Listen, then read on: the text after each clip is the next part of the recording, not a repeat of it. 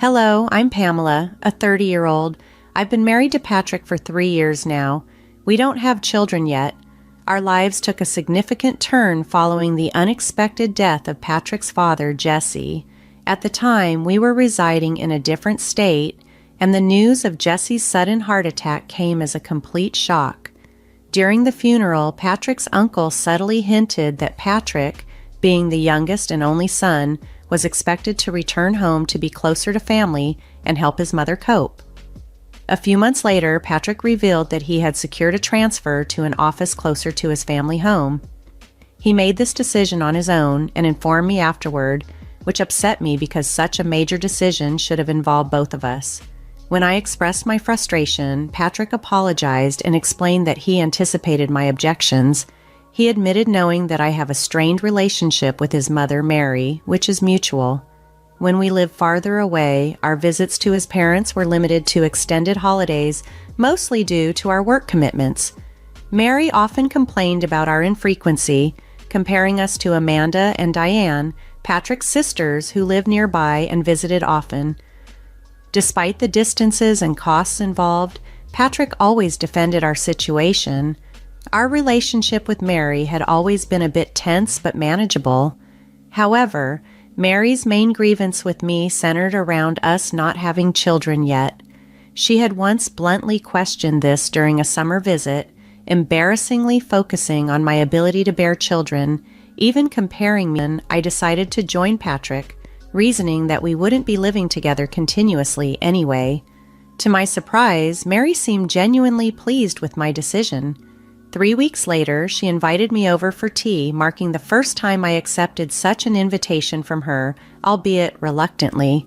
When I arrived at my in-laws' house, Mary and Amanda were there to greet me. "Pamela, it's been so long. Why haven't you visited since moving here?" Amanda asked, her tone laced with sarcasm. Inside, I was already regretting my decision to come. Mary chimed in, almost cheerfully. "I was so happy when you decided to move closer, but it seems I was mistaken. You don't like me, do you?" I wanted to affirm her suspicion just to see her reaction, but of course I held back. "I don't dislike you. It's just that I've been feeling unwell due to adjusting to the new environment," I explained, which was partly true. I had been resting at home due to fatigue, and Patrick hadn't mentioned this visit to me. Why was I here today just to endure their harsh words? Mary quickly accused me of disliking her, but wasn't it the other way around? How were we supposed to get along under these conditions? Amanda sharply interjected, "How can you speak to your mother-in-law like that? Apologize to her. Say you're sorry." I expected Mary to respond with anger, but her reply caught me off guard. "You're right. I have been mean. I'm sorry, Pamela. I'm also sorry about the comments regarding children. I was being nosy." I braced myself for a lecture, anticipating some hidden snark, but there was none. Even Amanda looked surprised. "All I wanted was to hold a grandchild," Mary confessed. She explained that Amanda's husband was infertile and Diane seemed to have fertility issues, so she had pinned her hopes on Patrick and me, despite knowing about Amanda and Diane's struggles. Patrick and I had discussed having children and were considering it, so I asked for some patience. "Please, just give us some time," I said, bowing my head slightly. Despite everything, I couldn't shake off my sense of duty. "I'm sorry," I added, "but do visit us sometimes." After that, Mary and Amanda resumed watching TV and sipping their tea as if the earlier tension had never happened. "I like this announcer," Mary remarked about her favorite local TV personality. "She's so energetic and bright." Watching them and the TV, I felt a pang of regret. Maybe if I had been more outgoing, things could have been different with Mary and her family. It was a fleeting, somewhat naive thought. I was relieved to have shared my feelings earlier that day, hoping it might lead to better relations. Yet, my optimism was short-lived. That evening, Patrick stormed in, visibly upset. "I heard from Mom that you said you have no intention of getting along. She was crying, Pamela. What did you say to her?" I was stunned by his reaction. Just earlier he had left with a smile, and now he seemed to be accusing me of something entirely different. "Patrick, there's been a misunderstanding. I tried to clarify. I told her it's difficult for me to be friends given our current relationship. How does that translate to me not wanting to get along? I was scared now.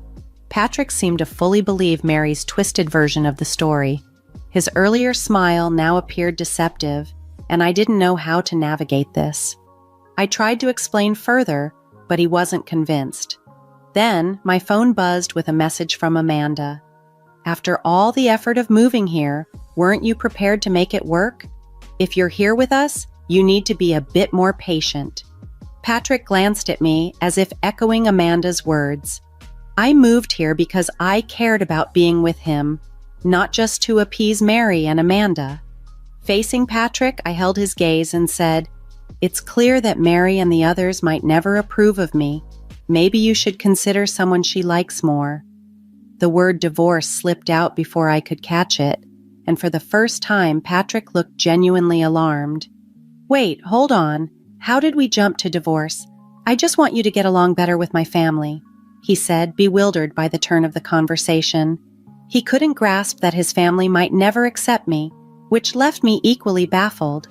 However, Patrick seemed determined to resolve the misunderstanding. The next day, he returned late from work and relayed his conversation with his mother. She admitted there was a misunderstanding and apologized. "What a fuss," he said. He also mentioned that Mary's birthday was approaching and suggested, "How about we celebrate her birthday at a fancy restaurant?" The sudden shift from turmoil to talks of celebration left me perplexed, but it was clear Patrick was making an effort to mend fences, even if the path seemed incredibly rocky. Patrick suggested that if we presented the birthday dinner as my idea, perhaps it could positively shift his mother's perception of me. Though I was skeptical of Mary's ability to appreciate such gestures sincerely, given her complex personality, I agreed to make the restaurant reservation. I invited Amanda and the others, specifying a table for 8. Patrick consented, but as the date drew nearer, a sense of unease grew within me. Patrick had been distant lately, giving only curt, indifferent responses to my attempts at conversation, which made me feel increasingly isolated. On the day of the dinner, we arrived at the restaurant to find Mary, Amanda, and their spouses already gathered. The host showed Patrick and me to our table, casting a questioning glance that only added to my discomfort. "Happy birthday, Mary," I greeted her cheerfully, trying to bridge the gap. However, Mary didn't even acknowledge me. Instead, she turned to the others, thanking them for joining her celebration. It felt like a deliberate snub. Amanda seemed confused. "I thought today was a family gathering," she remarked, looking at me with a brief, puzzled expression. Diane, noticing the tension, looked over with concern. At that moment, I realized I was being deliberately excluded.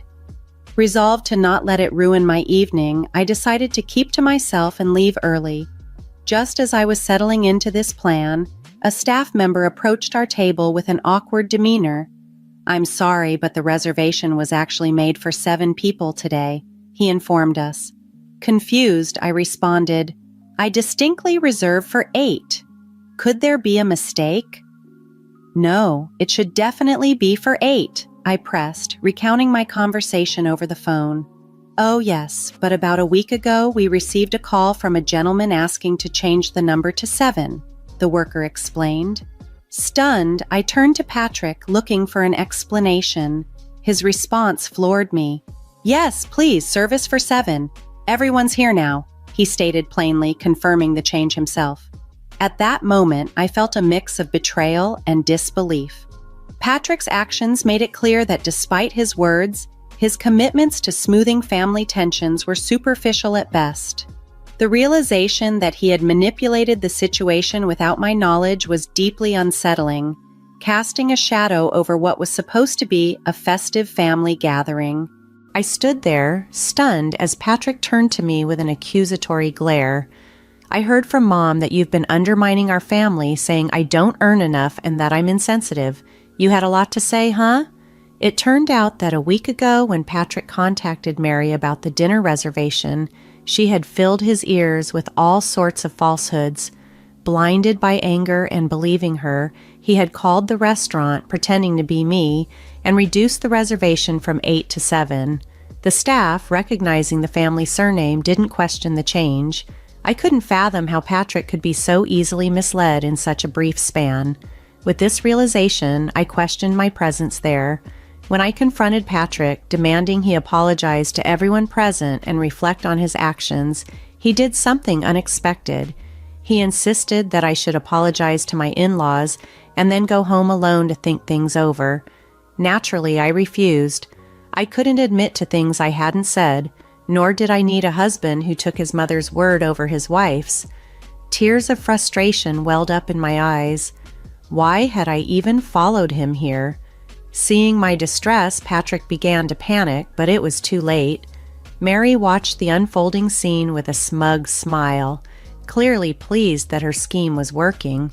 I spoke coldly to Patrick. "Next time, marry a younger, more docile daughter-in-law. Maybe then you'll have children and be happier." Mary's response was sharp and cutting. "Pamela, why don't you go back to your parents' house? A daughter-in-law is ultimately an outsider. I can't see you as a family. You're not charming at all, so please leave quickly." Her words stung, but they also cemented my resolve. "I'd leave even without you telling me. I'd like to see someone who can actually get along with someone as twisted as you," I retorted and turned to walk out of the restaurant. Patrick remained silent, his head buried in his hands. Just as I reached the exit, I heard someone calling my name. It was Diane and her husband. "Pamela, wait," Diane said, clearly distressed. "I can't stand it anymore. Mom and Amanda haven't changed at all. I knew the gossip about you was false." Diane's acknowledgement of the truth amidst the chaos brought me a small sense of solace as she continued, indicating she was ready to cut ties with the toxicity. This moment of solidarity, though small and coming during a time of overwhelming emotion, hinted at some support within the family, something I desperately needed right then. As I stood there digesting Diane's words, my phone rang, flashing Mary's name. I sighed. What now? But before I could answer, Patrick's name replaced hers on the display. Muttering under my breath, I watched Diane and her husband exchange knowing looks. "Pamela, you might want to go back to the restaurant. You might see something interesting," Diane suggested, her eyes hinting at a twist I hadn't anticipated. They left, looking oddly pleased with themselves. I hesitated, but curiosity won over my desire to distance myself from the drama. When I finally answered Patrick's call, his voice was frantic, tinged with panic. "Pamela, I'm sorry. I didn't realize it was all a lie. I'll send the divorce papers later," he blurted out, but then quickly pleaded, "Wait, can't you come back? Please, it's a lifetime request." His almost childish plea almost made me laugh, but remembering Diane's cryptic hint, I decided to return to the restaurant. Upon arriving, I was met by an unexpected scene. A crowd was gathered around Patrick's table where a local TV announcer, Mary's favorite, was speaking into a microphone. The atmosphere was electric with tension. Mary was stumbling over her words, clearly struggling to explain herself. "No, that's not it. It's a misunderstanding," she stammered. Patrick and Amanda looked both awkward and uneasy, clearly not prepared for this turn of events. The announcer, microphone in hand, pressed Mary further. "You loudly declared in the restaurant that Pamela is an outsider and should leave. What did you mean by that? Please explain in detail." Meanwhile, Diane's husband, along with others who had been offended by the earlier events, had quietly left the scene. It all seemed surreal. As I stood there, somewhat dumbfounded, I pieced together that this had turned into a public spectacle, possibly being broadcasted. I realized then that I had forgotten to confirm the reservation details amidst the initial chaos. As I tried to make sense of the situation, a staff member approached, noting my confusion. "It's been quite a day, hasn't it?" they remarked, explaining that a TV recording had been scheduled at the restaurant that very day, which explained the unexpected media presence. The entire ordeal had unexpectedly played out on live television, casting the family drama in a stark, unfiltered light for all to see. As I processed the unfolding events, I couldn't help but feel a mix of vindication and disbelief at the bizarre turn my evening had taken. Although the dining area offered some privacy, conversations could still be easily overheard. Just after I stepped out, a famous TV announcer approached Mary with a beaming smile, ready to conduct an interview. Mary, an avid fan, was visibly excited. "An interview? Absolutely!" she exclaimed enthusiastically. The topic was daughter-in-law and mother-in-law relationships. "We heard there was a heated argument earlier, and the daughter-in-law left in tears. Can you tell us what happened?" the announcer asked, putting Mary on the spot. Caught off guard by this direct question, Mary and Amanda's complexions paled, clearly at a loss to openly discuss the embarrassing truth about how they had manipulated the situation to alienate their son's wife. Patrick, spotting me from a distance, made a desperate plea. "Pamela, please, I can't let this shame be known. It was all a misunderstanding," he implored, looking utterly defeated. By then, my feelings for him had evaporated. Mary tried to smooth things over with a strained smile. "Oh, we usually call each other Pamela. Pamela, come over here," she beckoned. As I approached, the microphone was directed at me. "You say you call each other Pamela, but how does the daughter-in-law view her mother-in-law?" the announcer asked. "I've never been called that," I replied calmly. "I've been called unpatriotic several times for not having children, though that's due to Patrick and I not feeling ready or confident enough to start a family. We haven't even tried for over 2 years. That's what I was always told was grounds for divorce," I recounted. I continued, sharing how Patrick had initially supported me when I first fell ill and had to take a leave from work. I appreciated his kindness and followed him here, hoping a change of environment might help, but this is the result. By then, I was out of tears and detachment had taken their place. Seeing Mary and Amanda looking embarrassed and pitiful brought a small measure of satisfaction. As I stood there, prepared for the possibility of this being broadcast nationwide, I couldn't help but reflect on the surreal day. Watching Mary's distressed expression as I mentioned the broadcast, I couldn't help but smile. "Well, since the daughter-in-law is considered an outsider, I guess I should leave. Goodbye," I said, savoring the moment as I exited the restaurant, ignoring the shouts and commotion that followed me out.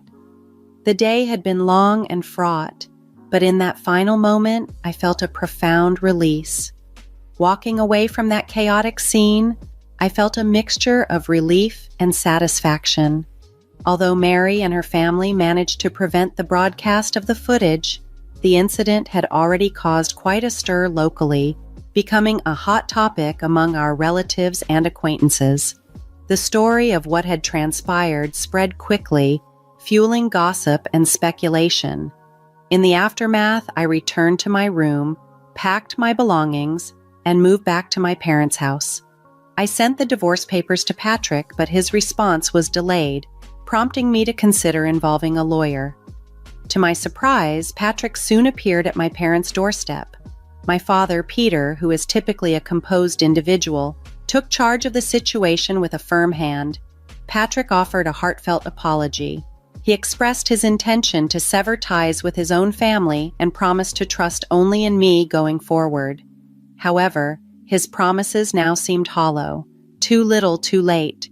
Peter, visibly upset by the years of distress Patrick had caused me, didn't mince words. "Why didn't you realize this sooner? What have you done to Pamela all these years? Just sign the divorce papers and leave," he instructed sternly. With regret etched across his face, Patrick handed over the divorce papers, his handwriting shaky and difficult to read. Despite the initial difficulty, the papers were processed successfully. It later emerged that Amanda had been the real cause of her infertility, a fact she had wrongly attributed to her husband. Now, on the brink of her divorce, she no longer visited her in-laws. Patrick went back to live with his mother Mary in their small hometown. They likely faced lingering uncomfortable rumors, but that chapter of my life was closed. In the time that followed, life took a more positive turn for me. I reconnected with a classmate from my hometown, and we married. Our relationship was filled with joy, and we soon welcomed a child. We now have a 2-year-old daughter, and I am expecting our second child. My new mother-in-law is truly angelic, supportive and kind, everything Mary was not. Life is unpredictable, but at this moment, I am living a fulfilling and happy life, surrounded by love and support that I once thought was beyond my reach.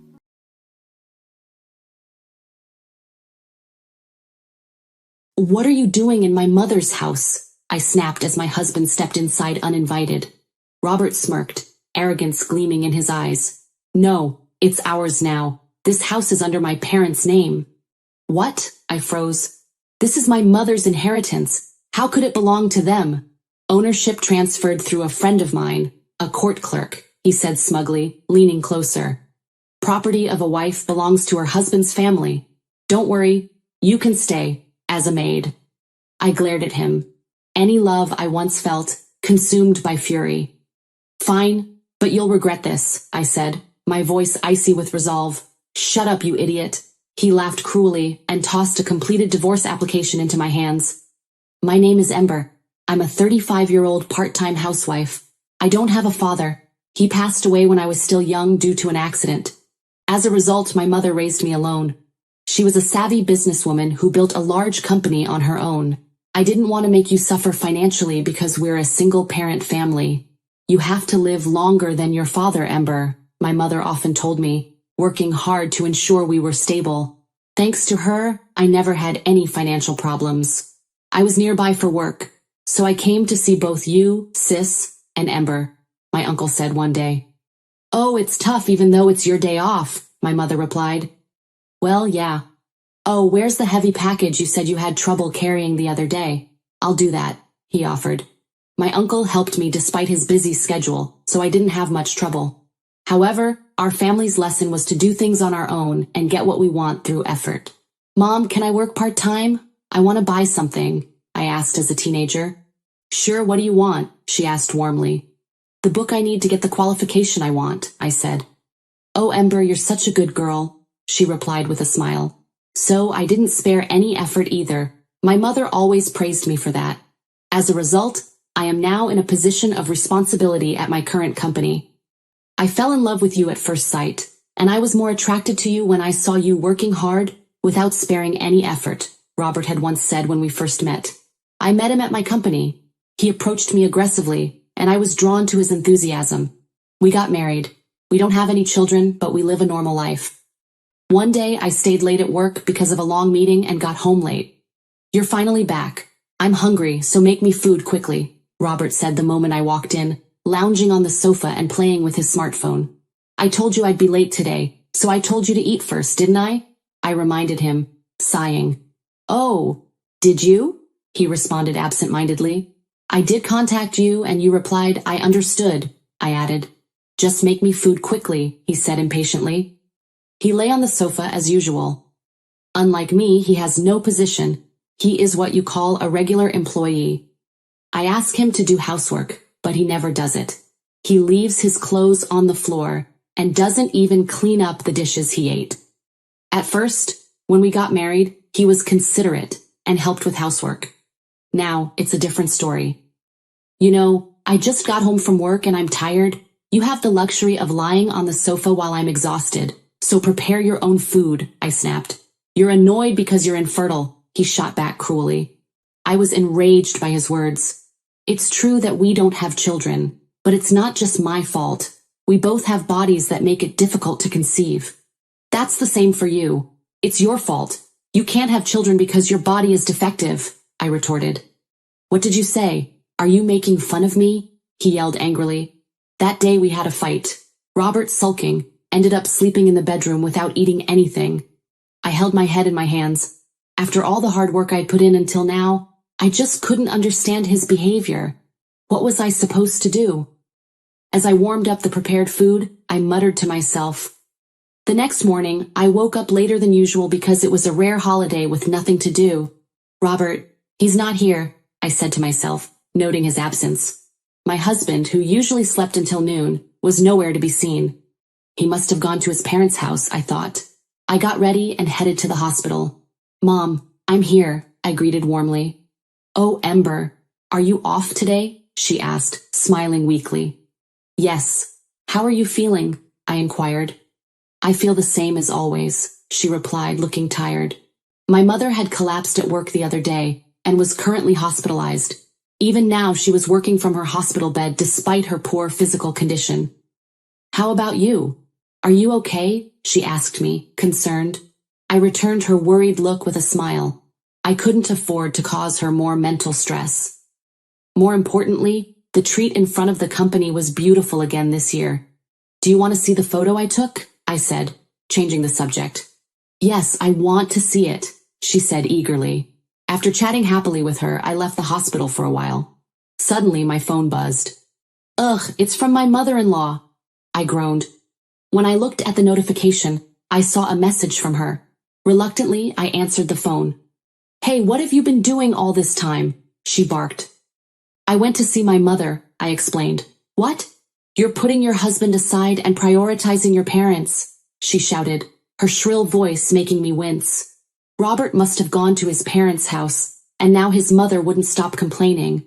Really, he's old enough to handle things on his own without his mother always interfering. Thinking that, I hung up the phone and let it go. What's wrong, Ember? You look really unhappy, my uncle said, noticing my expression. Oh, Uncle, are you here to visit Mom too? I asked, surprised, running into him near the hospital. Yeah, that's right, he replied. There was a man standing behind him. Uncle, is that person a coworker? I asked, curious. Yeah, that's right. I'll introduce him because he might be related to you in the future, my uncle replied. I'm Max. Nice to meet you, the man said, handing me his business card. I returned the gesture, giving him mine. Then, my uncle said, I have something to talk to my niece about, so go to the hospital first, urging Max to leave. So, who was that phone call? My uncle asked. Oh, it was my mother-in-law, I explained with a wry smile. Robert, who often runs away to his parents' house when we fight, and my mother-in-law, who calls me infertile while protecting Robert, have always been a source of stress. My uncle listened to my story, let out a heavy sigh, and said, Please don't tell your mother about this. I don't want her to worry. I understand, I replied. My uncle nodded with a subtle expression. I thanked him and parted ways with him. Not long after that conversation, I received the call that shook my world. Really? My mother. I gasped in disbelief, clutching the phone. The news hit me like a thunderbolt. My mother's condition had suddenly worsened, and she had passed away before I could even reach the hospital. I was paralyzed with shock, unable to process the sudden and permanent separation. My uncle, despite his own grief, stood by me with unwavering strength and took charge of arranging the funeral. At the funeral, I overheard an insensitive conversation. All right, Robert whispered to his parents. The inheritance is ours now. That's right, his mother replied. She's the president of a large corporation, isn't she? I wonder how much inheritance there is. The inheritance of a wife belongs to the husband's family. We can say goodbye to that shabby house, she concluded smugly. Their laughter brought me back to my senses. Enraged, I shouted, Get out! I couldn't believe what they were saying, and my uncle chased them out for me. Robert and his family tried to resist, but realized they were being stared at by others, and left the funeral hall while cursing at my uncle. Ember, my uncle said softly. If you want to cut ties with them, let me know anytime. Okay, thank you, I replied, grateful for his support. After that, I couldn't bring myself to return to Robert's house. I decided to live temporarily in the mansion that was my mother's inheritance. This house held countless memories. I planted flowers in the garden to soothe my busy mother, and we used to play hide and seek on holidays in this spacious mansion. Even though she had a demanding job, my mother always made time for me. Spending time in the mansion brought back those cherished memories.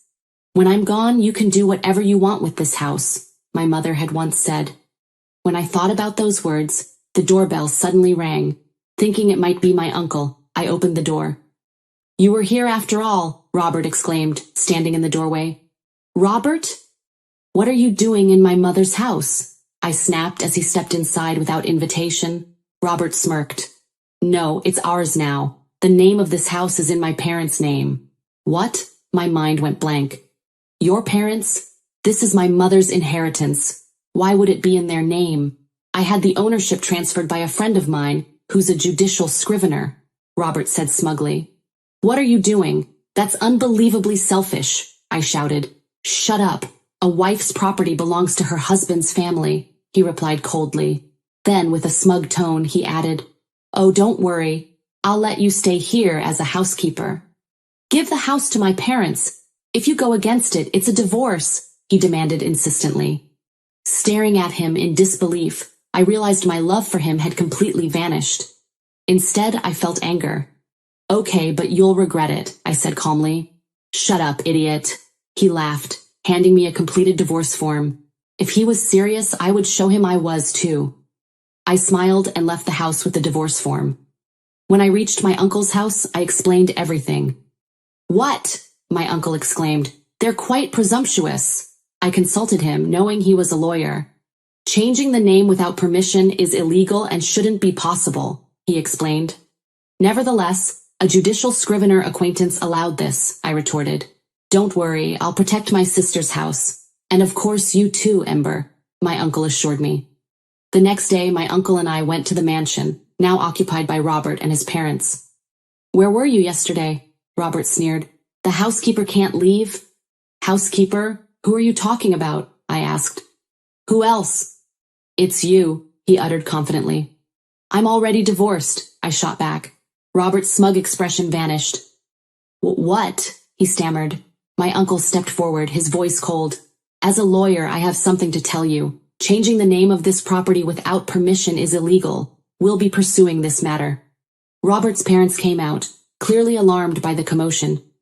What are you talking about? My mother-in-law asked, then added, A judicial scrivener I know followed the proper procedures. Who is that? My uncle countered. This is a complete forgery of private documents. Robert, still glaring at me, blurted, You don't do anything stupid. I smirked. Who did something stupid first? At least I didn't do anything illegal. Robert was speechless. His mother, pale and trembling, stammered, Get out of this mansion right now, and be prepared. My uncle, determined, said, We're not letting them get away with trampling on your mother's memory, Ember. It turned out my mother had anticipated this situation. She had left a will ensuring the inheritance was safe. It says here, my uncle read aloud, that all the inheritance is entrusted to Ember, including full ownership of the mansion. Robert, desperate, begged me, Please, I've already sold my house and my parents' house. What? I exclaimed. Why would you do something so reckless? Robert confessed he'd been gambling and had sold both houses to pay off his debt. You're still my wife, right? He pleaded. No, I said firmly. I'm not your wife anymore. You have two options. Face the police for forgery or buy the mansion for $3 million. Robert, stunned, realized he had no options. Seeing him like that, I decided to file a complaint with the police. Moreover, when I drove my in-laws out and looked inside the mansion, there were some things missing. My mother's keepsake is missing. What could this mean? I angrily asked my ex-husband. It wasn't me. Mother said to sell anything she didn't like. He hurried to justify himself. Apparently my in-laws sold it without permission. Another lawsuit to add to the list. In the end, Robert and they were left with a huge debt. Of course, he was also fired from the company. I am now the president of the company, which was passed down to me by my mother. Get that stupid wife out of here. In such a situation, my father-in-law, who was left alone, stormed into the company. He caused a scene, demanding that we withdraw the complaint and give him money, so he ended up being taken care of by the police as well. My uncle laughed bitterly, remarking that they were an irredeemable family. It seems like we found out who that lawyer is, my uncle said. The lawyer in question was Robert's cousin. My uncle forced him to confess by portraying him as a villain and exploiting his weakness, which compelled him to cooperate. Then, he cut off my ex-husband's cousin's path to becoming a lawyer by reporting him to the authorities. He resented the in-laws for this incident and blamed the entire family, saying things like, I was deceived, and they're demons. Their family is like a dangerous one, my uncle commented. Yeah, it seems so, I agreed. Well, they can pull each other down as much as they want. I had no feelings about it. So, have you decided what to do with that mansion? My uncle asked. Yeah, I decided to sell it, I replied. Certainly that mansion was filled with memories of my mother. However, it was tainted by my in-laws. Besides, it was too big for me to live in alone. If you've decided that, then it's up to you. I'm on your side, my uncle assured me. With those words, he supported my decision. And so, I sold the mansion. Fortunately, a wealthy person who wanted to spend the rest of their life there bought it early. I said goodbye to my mother's memories and left the mansion. From now on, I will live alone in an apartment near the company. Ember, Max called out. Oh, Max, I responded. I came here after asking my senior, he said, approaching me as I left the company. He helped me with various things, such as investigating Robert's family and collecting evidence. Gradually, our distance narrowed, and we started calling each other by name, influenced by my uncle. Can I have some of your time? Max asked hesitantly. Sure, no problem, I said. So we went to a cafe near the company. Thank you for everything, including my mother's case, I said. No, I wanted to help Ember, Max replied, looking at me seriously. I was surprised but looked back at him. I like you, Ember, he confessed. What? I blurted out, completely caught off guard, my mind racing to process his sudden admission.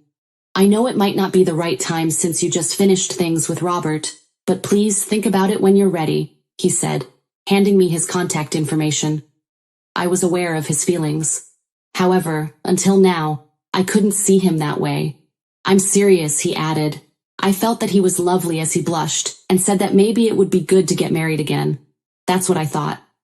After a while, my in-laws apparently broke into that mansion to try to get it back. Maybe they thought I was still there. However, it was already owned by a wealthy person. That wealthy person had prepared various securities, so Robert and his family were immediately arrested. They already had a criminal record, so they received a prison sentence.